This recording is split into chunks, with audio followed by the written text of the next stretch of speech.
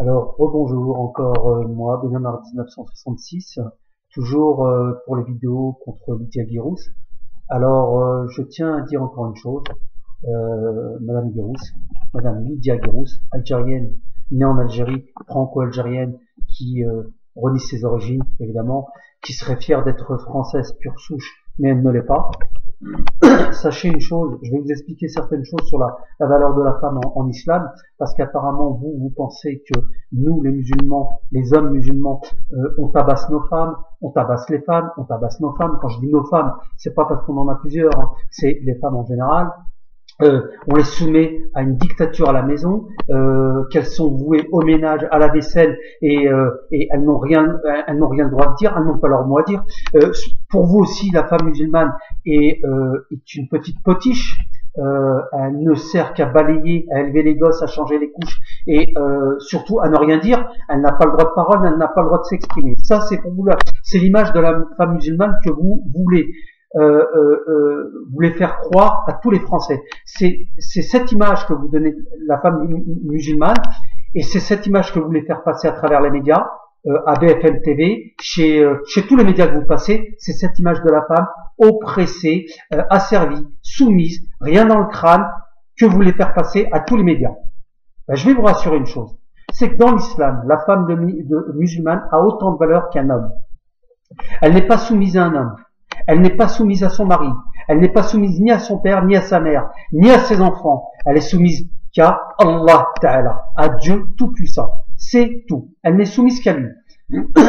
Quant au travail, une femme musulmane a le droit de travailler. Je voudrais le dire à toutes les femmes de France. Une femme musulmane a le droit de travailler. Une femme musulmane a le droit de sortir, elle a le droit de faire ses courses, elle a le droit de faire ce qu'elle veut, à partir du moment, bien sûr, que ce soit dans le respect de son mari. Voilà, je ne pense pas qu'une femme occidentale, si elle allait tromper son mari accepterait. Hein, je ne pense pas qu'une femme occidentale, si elle se mettait nue à travers Paris, en mini-jupe ras des fesses, ou qu'on voit ses seins, son mari accepterait. Je ne le pense pas.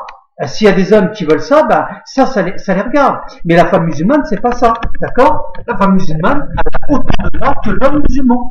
Je tiens à le préciser. Et Madame Lydia Guirous veut vous faire croire tout le contraire. Alors ne la croyez pas, s'il vous plaît. Renseignez-vous, parlez avec des femmes musulmanes. Madame Lydia Guirous, avant de porter des jugements sur les femmes musulmanes et de les mettre dans un moule comme quoi elle n'a pas de cervelle ou quoi que ce soit, sachez qu'il y a des femmes musulmanes qui sont écrivains, comme vous, soi-disant, hein, vous êtes de confession musulmane, hein, vous voyez, hein, vous êtes une femme musulmane, mais hein, qui écrit. Oh, c'est incroyable, hein. On a eu des femmes musulmanes qui ont eu des pouvoirs dans différents pays. Et la femme musulmane a le droit de travailler. Sachez une chose aussi, Madame Lydia Guirous, et je tiens à le dire à tous les internautes et toutes les femmes occidentales. Sachez qu'une femme musulmane, si vous ne le savez pas, vous dites qu'on est en train de les massacrer. Un couple musulman, l'homme n'a aucun droit sur le regard d'argent. Excusez-moi. L'homme n'a pas le droit de regarder le compte en banque de sa femme. Il n'a pas le droit de prendre ne serait-ce qu'1 euro dans le sac de sa femme, sans lui demander la permission. 1 euro, hein, il n'a pas le droit de rentrer, sinon c'est du vol. Il va rentrer dans le sac, il va prendre discrètement de l'argent, et il n'a pas le droit de dire à sa femme, toi tu payes ça, et moi je paye ça, toi tu payes ça, et moi je paye ça.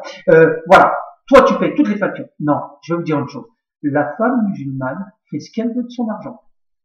Elle en dispose comme elle le veut, autant qu'elle le veut. Et en plus de ça, quand elle n'a plus d'argent, si elle veut demander à son mari, évidemment, si le mari a les moyens de lui donner, et s'il a les moyens, s'il a de l'argent et qu'elle le sait, il est en obligation de lui donner. D'accord? Vous vous rendez compte?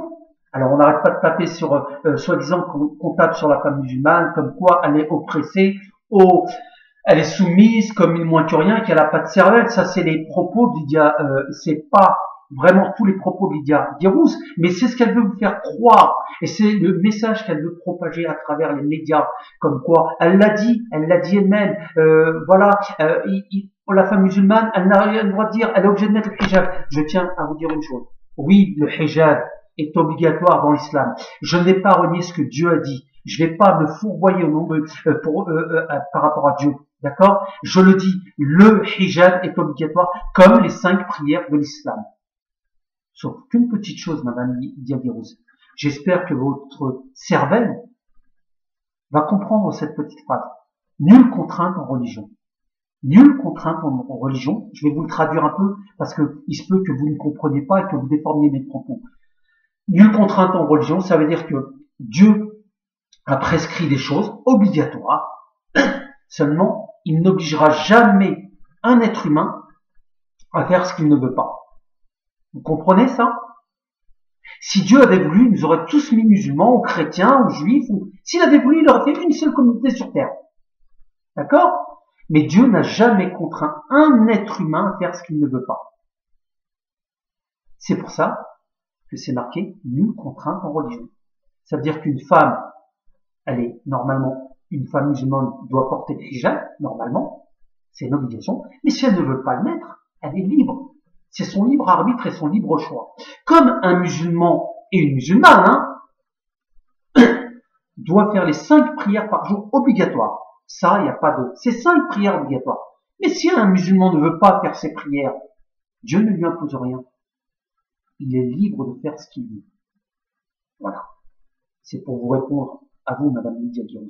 Et je vais vous dire une chose, je dis à tous les internautes, et je dis au gouvernement français aussi, que vous êtes une menace pour le gouvernement français.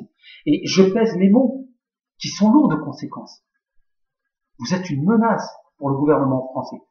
Vous pouvez même créer, à cause du tissu, un incident diplomatique. Je vais vous prouver ça par A plus B. Regardez bien. Et écoutez bien. Vous voulez faire passer une loi contre le hijab, contre la loi, contre le foulard. Imaginons que la loi passe. Ça y est. Elle est passée, elle a été votée. Madame Diaguirous est heureuse et contente. Elle a voté sa loi. Mon Dieu, vous l'avez voté, Madame Diaguirous. Vous l'avez voté, ça y est, vous êtes au summum de votre réputation. Vous avez réussi à imposer la loi contre le voile islamique. Ça veut dire que toutes les femmes en France n'auront plus le droit de porter le voile islamique. C'est incroyable. Plus de femmes musulmanes avec un seul foulard sur le dos. Voilà. C'est-à-dire que les femmes musulmanes, elles devront mettre en plus, elles auront plus le droit de mettre le hijab, mais en plus des vêtements longs. C'est-à-dire que fini les jupes longues. Elles devront mettre un pantalon ou une jupe arrivé au genou, voilà, avec on devra voir ses bras et tout, plus une femme musulmane couverte. Ça veut dire que si on applique cette loi comme vous le dites, si bien, il faudra l'appliquer à toutes les communautés. C'est-à-dire que la communauté juive, la communauté chrétienne, comme les nonnes. Alors, imaginons que votre loi est passée, ça y est. Maintenant, le chef d'État, celui qui sera au pouvoir, quand votre loi passera, elle ne passera jamais, mais si elle passait, je sais pas si ce sera Sarkozy, Hollande, Manuel Valls, j'en sais pas. Le prochain, voilà. Et vous faites partie du gouvernement du prochain président. Voilà, ça y est. Vous avez changé de parti politique parce que vous changez vite de chemise. Comme vous étiez avec Sarkozy, mais vous aimez bien chuter. D'accord? Vous changez, vous retournez votre veste comme vous voulez. Alors imaginez que votre loi est passée. Et maintenant, où est-ce que je vous dis que vous êtes une menace pour la France? On en arrive maintenant. Imaginez que tous les chefs d'État, il y a une réunion internationale en France. Tous les chefs d'État arrivent avec leurs épouses. Les riches de ce monde, ils arrivent pour conclure, pour discuter, une réunion internationale. Imaginons beaucoup de chefs d'Arabes. Et là, spécialement, c'est que des pays arabes qui sont invités. L'Arabie Saoudite, le Qatar. Nous allons mettre que des pays musulmans, d'accord? Voilà. Nous allons pas mettre des pays occidentaux. Nous allons mettre que des pays musulmans sur une réunion incroyable, réunis pour parler de tout, des problèmes dans le monde et tout. Et ce jour-là, vous arrivez devant le président de la République. Ou supposons que le président n'a pas été les recevoir, mais c'est vous qui êtes en charge d'accueillir tous les chefs d'État avec leurs épouses. Imaginez la scène. Madame Diaguirous qui reçoit tous les chefs d'État avec leurs épouses. Et là, vous dites à toutes les femmes des riches de ce monde, musulmanes, je suis désolé, vous devez enlever votre hijab. Madame, la femme du roi de Jordanie, la femme du roi d'Arabie Saoudite, la femme du roi sénégalais, la femme du Qatar, la femme du prince de Brunei, un des hommes le plus riches du monde, qui a 4 femmes, je tiens à vous le dire, ou 3 femmes, je ne sais pas, mais il a plusieurs femmes. Et là, vous allez dire à toutes ces femmes, et à leur mari, non, non, vous ne pouvez pas venir, nous sommes désolés, vous retenez. Alors là, croyez-moi, c'est là que vous êtes une menace pour la France. Parce que vous ne pourriez même pas oser dire cela à des chefs d'État et à leurs épouses. Parce que si vous le faisiez, imaginez que vous le faites derrière le dos du futur président et que vous êtes à la tête du gouvernement. avec lui, avec un poste important, vous rendriez compte de l'incident diplomatique que vous avez créé pour un tissu.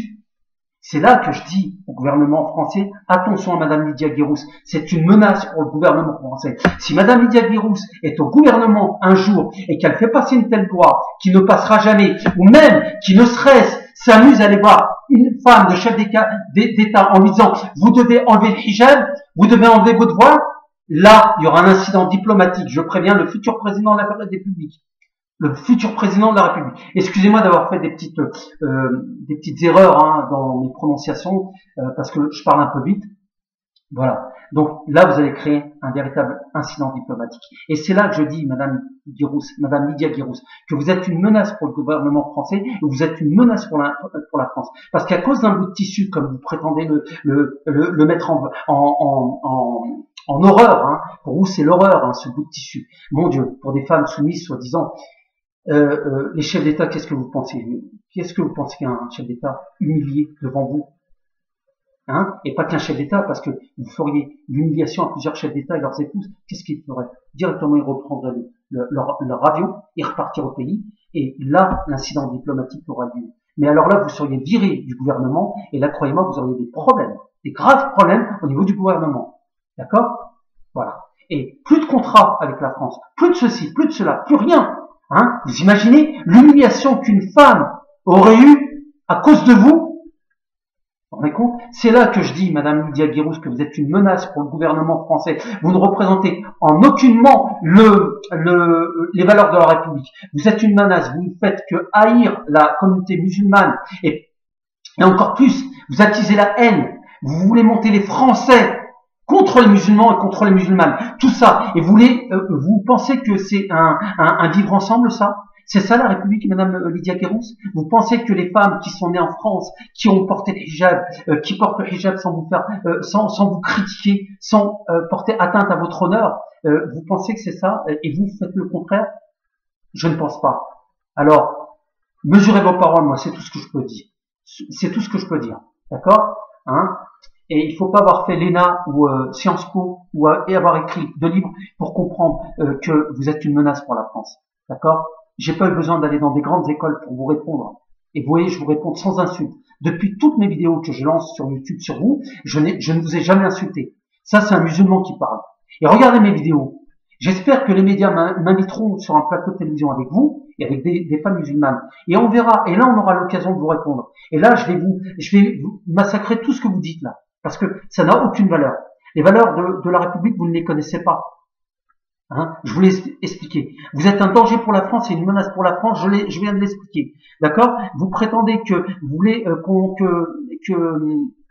vous voulez que les enfants apprennent à l'école, soient intelligents, soit ceci, soit cela, qu'ils apprennent à lire, à compter. On n'a pas eu besoin de vous pour dire à nos enfants d'apprendre à lire, à compter et surtout aller à l'école. On n'a pas eu besoin de vous. On n'a pas eu besoin d'attendre super Lydia Guirous, superwoman Lydia Guirous. Vous êtes la superwoman des familles, dites donc, hein, des femmes opprimées. Mon Dieu, mon Dieu, mon Dieu. Hein. Continuez à écrire vos livres qui n'ont aucune valeur. Continuez à écrire, oui, qui ont de la valeur pour ceux qui les lisent, qui sont comme vous, voilà, qui veulent tout simplement vous donner une certaine image, mais vous ne valez rien. Vous ne valez rien parce que vous montrez une mauvaise image de la femme. Hein, voilà. Par contre, les femmes, ça vous parle, ça. Juste une dernière chose. Si vous avez envie de vous habiller comme vous voulez vous habiller en mini-jupe à des fesses, en porte-jartel, vous voulez être nu, vous voulez vous mettre en petite tenue, faites comme vous voulez, il n'y a pas de problème, faites-le. Mais n'imposez pas votre façon de vous habiller aux femmes musulmanes ou à d'autres femmes. Hein? N'imposez pas cette façon. Maintenant, si vous avez envie d'arriver avec un string, une mini-jupe ras des fesses, qu'on voit vos formes, qu'on voit vos seins et tout, si ça plaît à votre mari, eh ben, tant mieux. Et surtout, si ça plaît à votre père et votre mère, eh ben, tant mieux. D'accord? Mais n'imposez pas votre façon de vous habiller à toutes les femmes musulmanes. Parce que les femmes musulmanes, elles ne vous ont rien fait pour l'instant. D'accord? Elles ne nous attaquent pas. Le jour où elles se mettront contre vous, là, on verra bien ce que vous ferez. D'accord? Je vous dis au revoir, Madame Lydia Guirous. Je crois qu'on va en rester là. Et j'espère un jour vous rencontrer sur un débat télévisé. Vous voyez, je suis très poli, très calme. Et je vous parle tout simplement avec mon cœur. Et voilà, je m'exprime autant que vous, mais je m'exprime pas avec de la haine. Je m'exprime avec une façon d'aborder le sujet plus gentil que vous. Vous attisez la haine, moi je l'attise pas. D'accord? Au revoir, Madame Lydia.